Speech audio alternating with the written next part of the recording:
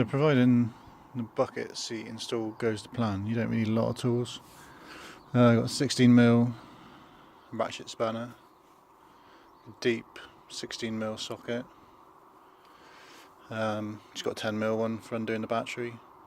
Got my brackets, obviously a bucket seat, and I've got this little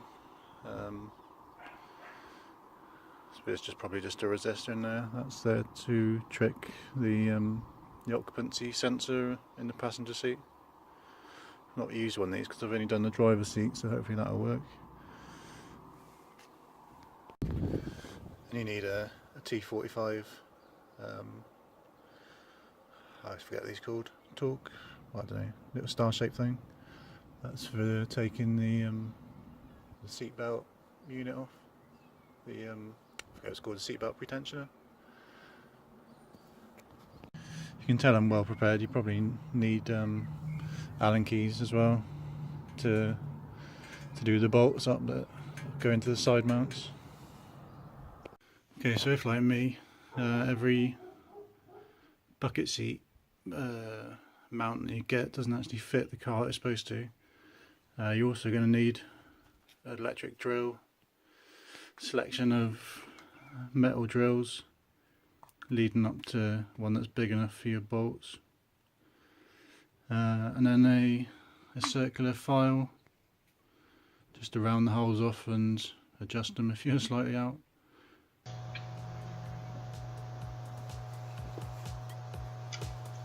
Okay, so you're going to need to put the seats forward so you can access the two rear bolts.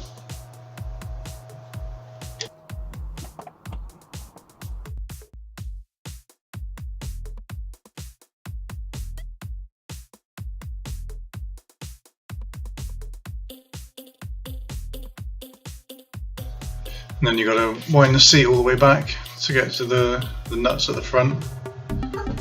It's a good idea to get the seat quite upright as well for when you pull it out. It makes it easier to get out the doorway.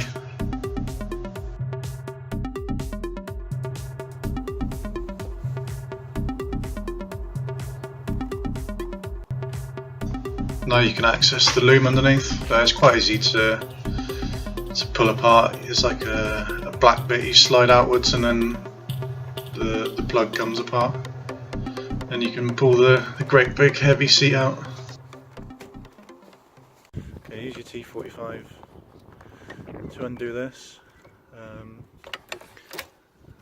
This clip here you can just pull out from this metal spit up here, and then you just need to cut a cable tie, and then this unit was originally like that, so you just pull it down and it comes away from this metal bracket, and then if you undo the three other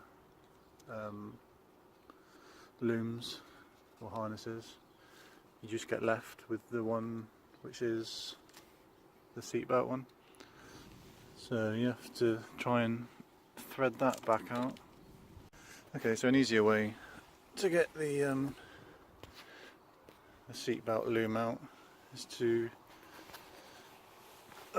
undo this 10mm bolt here, and then you can separate it from this bracket. It's in there. You have to tug it pretty hard to get it to separate. Once you do, you see there's plenty of space there to get the yellow bit out. Okay, so this is the occupancy sensor, I believe. You find it at the back of the seat underneath. There's a wire plugged in here, so if you just squeeze the clip in, that comes out. I've just plugged in the little unit I bought off eBay to trick the sensor. That's just plugged in there. This you twist anti-clockwise, I think, and it comes away from where it's attached under the seat by this, and then you just think got a cable tie and a clip holding the rest in, then it just slides out easy. So the end of this lead, you just plug it into the yellow unit, along with the seatbelt lead. It goes in just next to it. You can see this flat lip is on the outside, but I think it only plugs in one way. Oh, by the way, when you undo it originally, you slide that out and it undoes, and then the reverse, then when you plug it back in, you push that in and it clips back in. Okay, so the seats in the side brackets now. Just remember, so the side that's nearest the transmission tunnel, the bracket goes underneath, the horizontal bit goes underneath the seat, whereas on the side near the door, the horizontal bit goes out away from the seat. So I've used the bolts that come with the seat to hold the seatbelt tensioner on. Remember to thread the cable underneath before you do the front bolt up, because obviously you won't get it through the gap afterwards.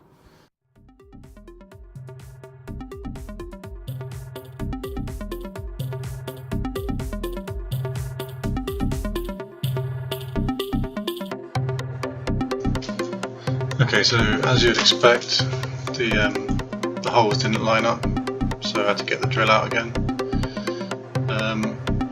I'd started off by punching a little hole, not even a hole, just a little indentation, so the drill wouldn't slide around too much. Started with the smallest metal drill I've got, and then just keep working your way up until you've drilled a hole big enough for the bolts.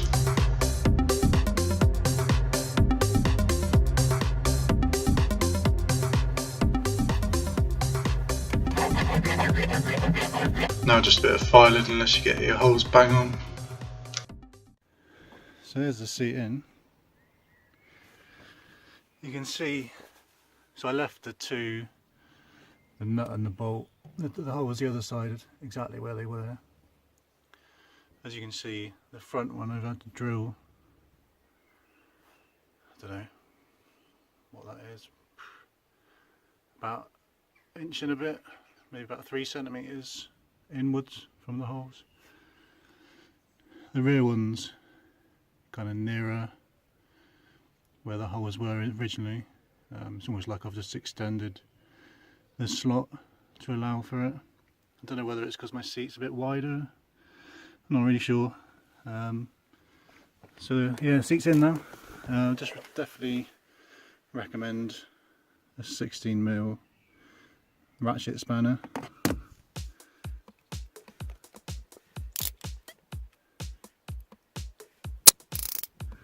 Can't do it with one hand. Yeah, it's definitely recommend a 16mm ratchet spanner for the rear inside bolt. Otherwise, you're just trying to get, you know, like an open-ended spanner on and off, and you can't see it, and it's difficult to reach. So yeah, 16mm ratchet spanner, definitely recommended. And there we are, 2 bucket seats now. Should hopefully balance the car out and just make it a bit tinier. And then if I ever persuade anyone to come for a track day with me, at least they won't be clinging on for dear life.